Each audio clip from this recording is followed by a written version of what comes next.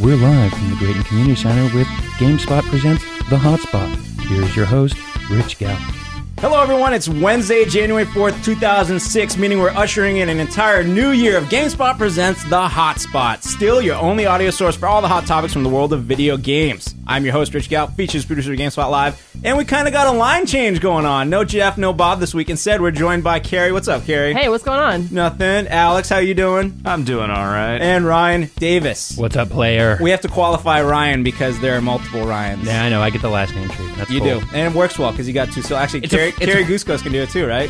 2 syllables. It's a fun name to say all the way through also. It is, Ryan But let's not Davis. talk about my name. No, let's not. Let's talk about Games. Let's talk about games. First up, I gotta say, for Christmas, I got a Nintendo DS, and it looks like I was not alone. Yeah, but I think you were kind of late on the boat there, man. I was, but still, Nintendo is saying that 4 million DSs have been sold in North America, with 10 million being sold worldwide. They're calling it the fastest-selling gaming machine in Japan's history. That's a lot. Yeah, that's a lot of touchscreens. That's a lot. You know, it's kind of funny. I was thinking about this. I went to Mexico over a break because my family lives there. Cool. And so as I was going to the different airports, I was taking a look. I had, of course, both my PSP and my DS on me. And what I saw, and I did a tally, I was going to bring this back to the table. What I saw in the airports, a grand total, 1 GBA, 1 GBA SP, and 14 PSPs. No DSs? No DSs. So I don't know where all these DSs are, but they're certainly not being taken through San Francisco, Detroit, or Mexico City airports. Well, I remember Brad Shoemaker was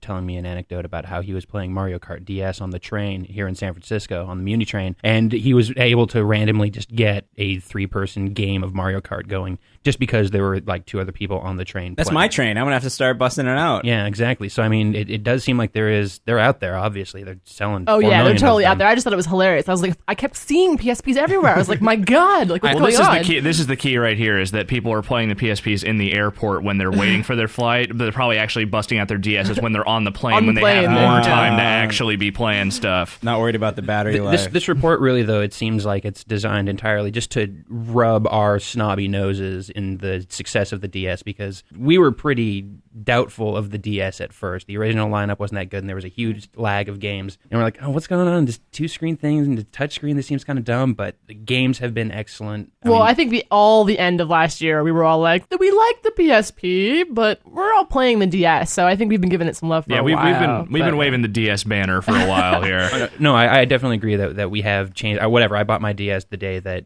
Medios came out, and I've not looked back since then. But I want to know, looking at this news article right here, you can find it on GameSpot News, the title, Portable Market in Hand for Nintendo. There are 4 titles that have sold more than 1 million copies in Japan. Nintendogs and Animal Crossing, 2 of the games that I just got. I owe Tom Nook a lot of money, and I feel guilty every time I don't feed my dog. Owns your soul. But what are Brain Age and Brain Flex? Does anyone know? No, but I was actually thinking about importing, because I'm you taking a should. look at it. Yeah, I think I probably will. when I first read this, I thought it said Brian Age, and I thought it was going to be some sort of like cool RPG, but It might be it sounds like a word thing. It might be some kind of like Scrabble or something, in which case I'll Then import you it and not be able to play it at all. well, I'm sure you can find out all about it on our game spaces for Brain Age and Brain Flex. Nintendo claims to own 78% of the handheld gaming market in the U.S. I'm not surprised. So, okay, but here's what I want to know. Okay, so they got 78% of the market. You figure Sony's got like maybe 20% right now, something like that. 2.5 million PSPs.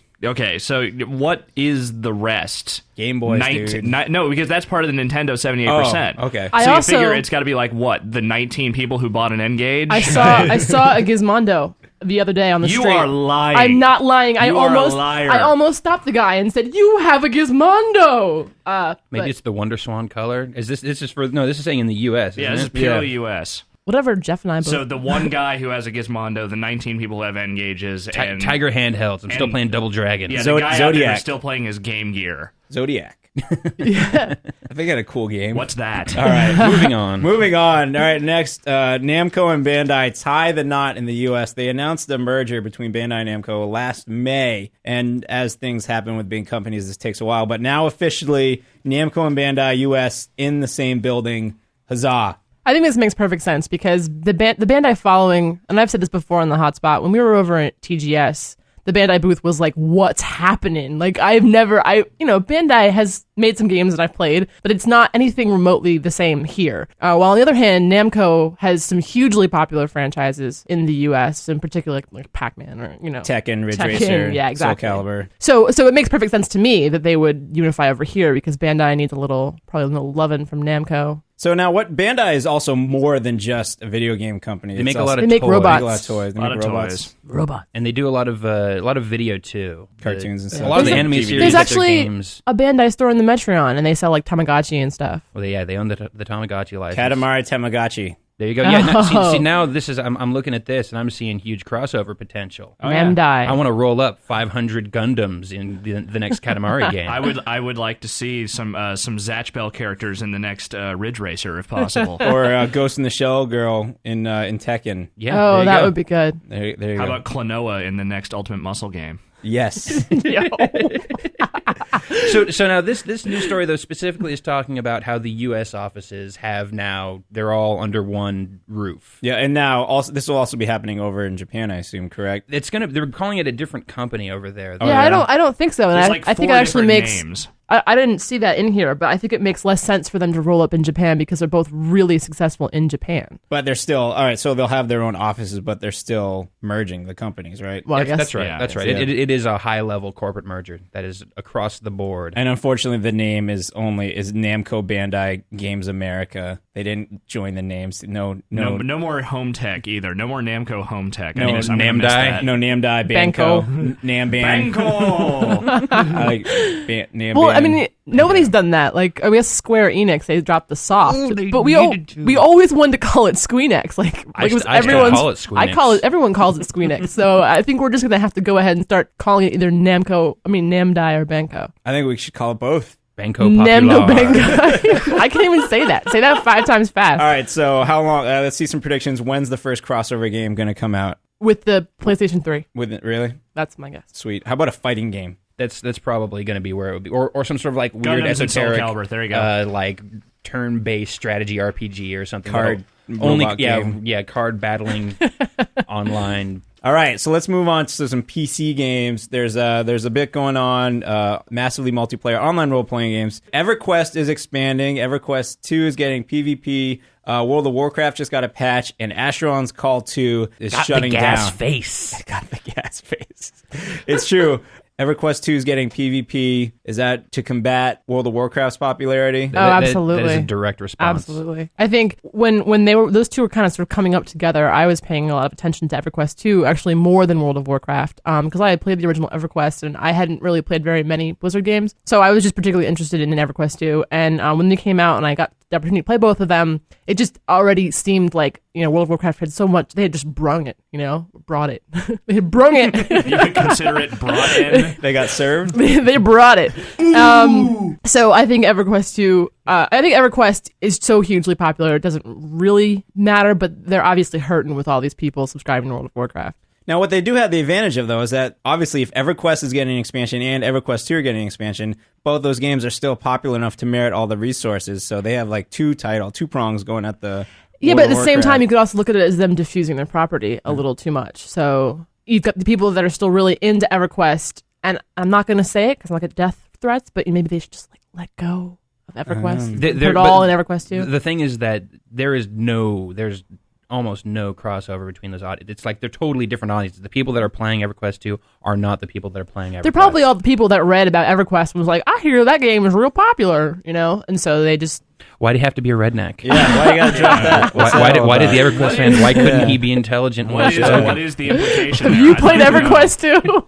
Now you are going to get the death threat. So here's a strange little thing. Asheron's Call 2 is being shut down. Asheron's Call OG is still kicking, right? Yeah. And so is that what we're going to see with these massively multiplayer games? Is that people aren't going to buy the sequels enough? Or Well, I think one of the things about them is that, you put so much investment, you become a really big fan of it, and you put a lot of investment into a game. And I think it's, it's really hard to let that go until they start, you can bring your character over, you have some kind of bonus or something that because the character that you have is a representation of all the time you've spent. Right. So it's like, you don't want to just leave, I have characters sitting in Anarchy Online, I have Asheron's Call characters, I have characters sitting all over the universe. It's time spent of mine floating in the ether, and I would like it all back. please. So the lesson here, I guess, is for developers of these type of games is that never make sequels, just release patches and expansions. Camelot did that, and you know what? I think that's actually a really... I don't still play Camelot, although that's probably my favorite MMO in the last 5 or so years. Mm-hmm. And they did that. They just said, you know what? We're not going to make Camelot 2. We're going to just revamp the graphics, add a ton of stuff, and they've been plugging away. Obviously, the numbers don't rival WoW's, but I'll be interested to see what Blizzard does with World of Warcraft if they decide to take that road instead of making a sequel. World of Warcraft 2, 2020. You heard it here first. All right, let's talk about World of Warcraft. Are you guys playing the game again? Yeah. I heard the rumors. Mm-hmm. Yeah, I'm still off the junk. Alex and I'm proud of you. I got back on. Alex and I have reinserted the vein. I'm 6 months sober. I'm riding the pony once again. What's the patch do? The patch does it has introduced a new area. It's like the Temple of Jacques Chirac or something. It's like something, and in it it's 2 new raiding dungeons. I don't know. I haven't done it yet. I haven't done in the raiding yet. But one of the things that they're doing is they have all these NPCs now in like Orgrimmar or whatever, like asking you to give them all their wool and stuff. And so they're asking for supplies, and you give them leather and you give them wool, and there's like all this stuff they want you to collect. So that I guess eventually once it's all collected, then you can sort of get into that territory and do it. You can also, there's like soul shard bags now, which is sort of a big deal for warlocks, and Bob will be happy. So he'll actually be pretty sad he's not here for this conversation, but he's probably at home playing it. What are you talking about? Yeah, right. You'll be able to join multiple battlegrounds queues at once. There's a bunch of different things they've added, and of course they've always buffed up the chamois and nerfed the rogue or whatever they've been doing. You're totally missing the most important part, which is that they made some of the armor look awesome. Yeah, it made some of the armor look cool, and some of the armor looks pretty bad. I think that really nice mage mask makes you look like a little fairy I'm way princess. into that rogue armor. Oh, the rogue armor. Way into that stuff. But the high level hunter stuff with the horns, the ram's horns, looks amazing. That's some really cool looking stuff. That crazy paladin thing. So that just counts as a patch, and that's a lot of stuff. Now they have an expansion coming. What's that going to bring to the table? Just new races, new I would think classes as well, new areas. I mean, just like a lot more stuff. This is like a new dungeon. But most of what's happened is just tweaking. I mean, just little stuff that you notice and then you'll forget about, in a month. It's like now I get mail of an auction house selling and it tells me exactly how my money broke down. Like, this is the money you're getting back. This is how much went to the auction house. This is like what it sold for. And that's actually pretty cool. But in 2 months, I'll forget that there never was that, But isn't there like this whole, what's up with this like Egyptian themed area that's in this expansion? That's the big that's new the Jacques thing. Chirac. Okay. It's a thoroughly unpronounceable thing. Now, one of the... I'm going to try. Wait. Ankh-Kirak. Sure. Okay, we'll go Maybe. with it. I'll count it. One of the complaints that I've heard a lot is that as far as the high level content goes at this point in World of Warcraft, it's like there's raids and there's really not much else. You can't, if you want to do stuff at a high level, you're doing it with the expansion massive groups. is adding 10 levels to the cap, so there's supposed to be a whole bunch of stuff coming along with that. It's just right now the patches are just adding more raids, more dungeons, and all that kind of stuff. So okay, so but you're right. There is something, you get to level 60 in WoW. I have a level 60 character sitting that I don't touch because it's on a server that I don't have like a group that I can raid with, or haven't met the people, or haven't done anything with. So I actually joined a brand new server. Can I just have your gold? I gave all my gold to Brad already. Oh, damn it! Hey, can we talk about the phenomenon real quickly? Let's compare the 3 games: Asheron's Call, EverQuest, and World of Warcraft. Putting Asheron's Call in that same sentence just seems unfair. Azeroth, Norath, Deneth. What is up with the THs? Everyone has a lisp. I don't know. Azeroth, Deneth. There are 3 realms in Norath. in Camelot, and none of them end in the. That's good. So they'll fight in a Therefore, rumble. it is inferior. And if you're worried about Turbine, the developers of Asheron's Call 2, don't worry, they have Dungeons and Dragons Online coming out. Oh yeah, soon, and that looks. And they also have Lord of the Rings online. Battle of Angmar or whatever, Shadows of Angmar. We had Dungeons and Dragons Online, a game. It looked really good. We did. I did the demo. There are going to be so many raging nerds when Lord of the Rings Online comes out. We already have so many raging nerds right here. Oh yes. Let's move on. Let's move on. Judicially speaking, this happened actually before Christmas, back on December 23rd. But we have to mention, just because we talked about it so many times on here, San Francisco Assemblyman Leland Yee introduced this bill which would ban the selling of video games to minors. And a judge a couple weeks ago slapped a temporary injunction on it, which means that it can't go into effect. He did it because it would the law would likely be ruled unconstitutional In your face, Leland Yee. That guy is such a jerk. Whatever. You know who else really got the shot was Arnold Schwarzenegger, because he was all about this bill. He totally signed it in. He was like, yeah, this is going to be awesome. And then, no, Arnie just totally got shafted on this one. So the law was slated to go into effect on January 1st, 2006, and Arnold is crying right now about it. No, he's not, because no one has commented on the ruling yet. We'll see. They will. I'm pretty sure they will. It's when it's already this hazy. Like they're kind of thinking it's going to be considered unconstitutional. They don't err on the side of being unconstitutional. Like if anything, they err on the side of leaving it alone, because that document is so important. It is. Arnold Schwarzenegger is crying into a pillow right now. Maria Shriver is gently stroking his head. He is sobbing. I'm telling you. ESA president, that's the Entertainment Software Association, Doug Lowenstein said, for the 6th time in 5 years, federal courts have now blocked or struck down these state and local laws seeking to regulate the sale of games to minors based on their content, and none have upheld such statutes. So what's a government got to do around here to make it so minors can't buy M-rated games? Federal law. That's what it has to be? Pretty much. Well, wouldn't it even be unconstitutional if the federal government did it too? But then the point they're trying to make is as with everything else, watch your children. Like if you don't give your child the money, don't send your child into the store by him or herself. But parenting is hard. And they're forcing people to label games, which I think is very important. And you know what? I think they should label them even further. I think some of the labels are nebulous and unclear. When someone picks up Halo and sees the M on it and just goes, ugh, I'm M-rated. There's not really very much M-rated about that Purple game. Purple blood. That's vicious. No. It's bad viscous, dude. So anyway. Yes. Some lawyer somewhere, government guy is going to figure out, or lady is going to figure out how to do this right. Thank you. We'll stop, getting to celebrate. PC of you. Yeah, thanks. He looked right at me, too. He was like, what lady? I don't see ladies around here.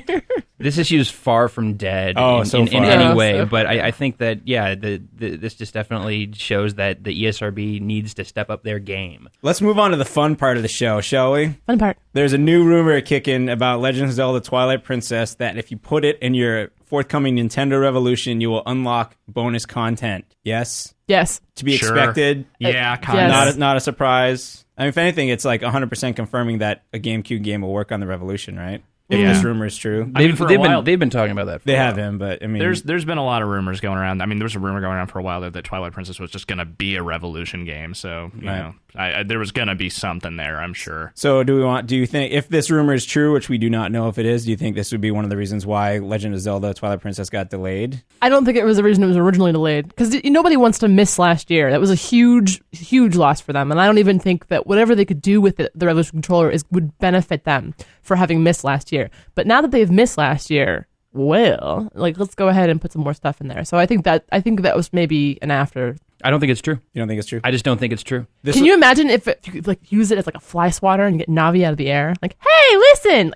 Or like I said, a boomerang attachment for the Revolution controller. And I was like, what's a boomerang? It's a boomerang you throw in a room. Is that like the Roomba? Yeah, no, that's a vacuum cleaner. But and so this rumor came from the... That's accurate. Yes, it is a vacuum cleaner, Rich. Thank you. A Roomba and a Roomerang are totally different things. I don't even know why I mentioned that. It's not even close to the same thing. But they say room in them. This rumor came from the Euro Nintendo game magazine NGC, as reported by GamingAge.com. So I look forward to many a more amazing rumor about the Nintendo Revolution because its possibilities are limitless. For the next 9 months, that's all we're going to be doing on this thing. Whatever, it's just dude. Nothing You but mean for the Revolution next rumors. 2 months?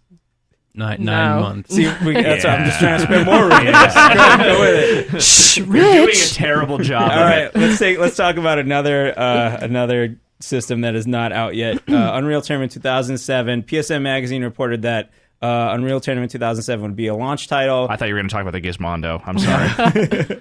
Epic's Mark Rain is saying that the game will be done. If it is done before the PS3 comes out, it will be a PS3 launch title. If it is done after the PS3 comes out, it will not be a launch title. Is this news? What? You know what? Metal Gear Solid 4 might be a PS3 launch. We have no idea when the PS3 is launching. Basically, this was follow-up to another story, because first we reported that it will be a launch title according to PSN Magazine, and then Mark Rain said... He said, when it's done. Exactly. They're saying when it's done. They're working on the PC version right now, which I assume they'll just port over to the PlayStation 3. And I'm guessing the PC version will be done before the PlayStation 3, and the PlayStation 3 version will be done after the PlayStation 3. All kinds of rumors. Is the news part of this that it's coming to the PS3? Is that something that we knew beforehand? We knew that because they did a demo of it at a convention. I think the news part is the might. Right. Because it was the news part is because originally PSN was saying, "Oh, it is," and then Epic said, "Well, no, not necessarily. I mean, that's a possibility." I get that stuff. And it was another good time another opportunity for a developer to shout when it's done. Yeah, when it's done. That's always really fun. Because the development community does not like hard dates for finishing games. That term isn't horribly overused and annoying or anything. Well, I think the whole point was that it was originally brought about by Brousseau. Was it George Brousseau or whatever? No, it came out. Talking about Jacques Chirac again? Oh, no, it was for Doom. It was for Doom. Yeah, it's for Doom, that's right. And it was like, when it's done. As long as it gets done well, I don't really care when it's done, to be honest. George Broussard, is that? Yeah, George Broussard, but it was for Doom, I forgot. Yeah. All right, we got one more little thing here about next generation consoles, although this one's already here. Goldman Sachs, which is the home of many of my fellow college alumni, this analyst Rick Sherlin says that there's got to be something. What's the quote here? It's clear that something disrupted the supply of Xbox 360 shipments, and there does not appear to be any end-of-year catch-up in shipments. Basically, what he's saying is that the demand for the Xbox 360 is appearing kind of inflated right now or pent up for the next 2 quarters because all these people that wanted the Xbox 360 at launch still want it because they haven't been able to get one. Microsoft is kind of dropping the ball because they haven't gotten the systems out there for the people who want them. And Microsoft continues to insist that we're shipping them out. We're making them as fast as we can. It does definitely make you wonder if there is something wrong in manufacturing because they're just not out there. You don't see them on store shelves. Literally no one is selling them. We had that story about the chip yield being low. Right. There's that story about how that rumor that they're going to send out small shipments to make demand go up. But either way, they could have been selling more of them, and they have not. And but the real thing is, where can I find Phoenix Wright? I got a copy. Do you? I have a copy. I'm trying to buy it now. They got my DS. Are you serious? Yeah. You can't get it? The only place it's on Amazon right now for like $80. What? Yeah. Dude, you can totally borrow mine. All right, cool.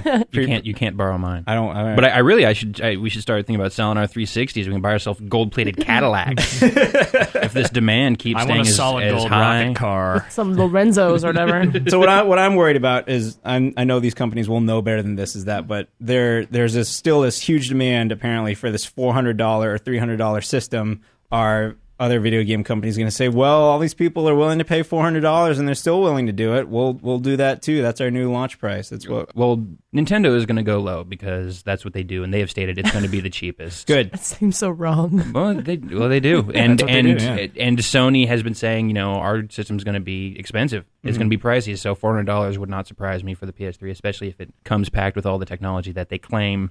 I think $400 would surprise me. I think they're going to go over 120 frames per second. Yeah, no, I think you're right. I think 400 is modest for the PS3. Well, while we're waiting for the revolution in the PS3 and for more Xbox 360 units, we can also wait for this amazing piece of technology, which has been such a long time coming. It is the Phantom Lapboard. Yeah. I've been saying this. I've said it on the hotspot. Carrie, what's the Phantom Lapboard? The Phantom Lapboard, the Phantom was this console. Is this console. Will be. Infinium Labs, a company that no one's ever heard of, is making the console. And they talked all this nonsense about how great it was and whatever. And they had it one year at E3. And they had this big closed booth, and you had to wait this really long line.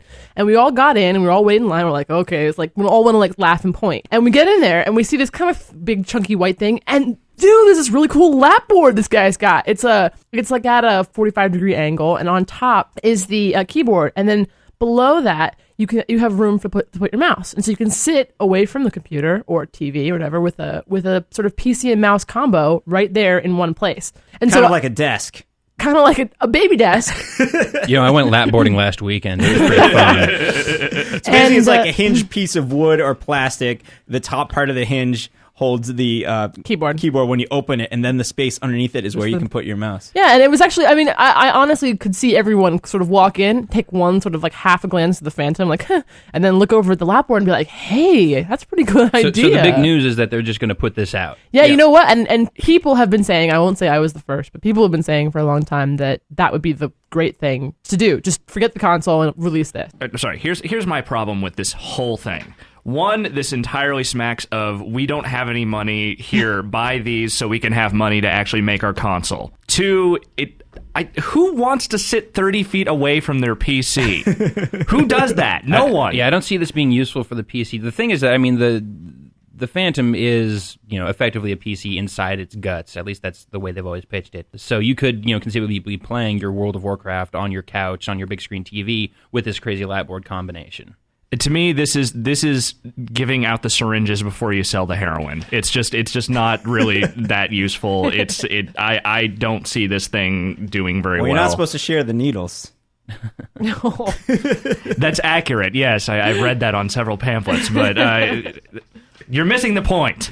I agree with Carrie. This is the best thing that Infinium Labs could do, because the Phantom, if it ever does come out, will be instantly outdated and useless. So, and then for them to put out something at all, and then website will say it'll never happen, and then they'll get in a lawsuit with them again. Right? Who that happened? Was that Hard OCP? Yeah, it was I think so. Yeah. Yep.